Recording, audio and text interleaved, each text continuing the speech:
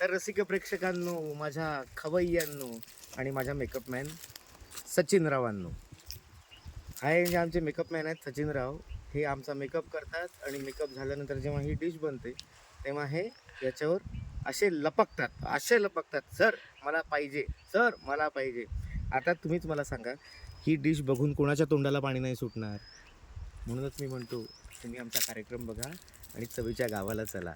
आणि आमचे जे DOP, कॅमेरामॅन, जे काही सर्व आमचे पुरुषोत्तम कुंटे म्हणून मागे उभे आहेत, ते तर बिचारे काही करू शकत नाही, कारण त्यांच्या बिचाऱ्यांच्या हातात कॅमेरा आहे. मी त्यांना म्हटलं की कॅमेरा पकडून उभा राहा, ते कॅमेरा पकडून उभा राहतात. त्यांच्यासमोर मी खाल्लं जरी तरी सुद्धा ते बिचारे काही करू शकत नाही.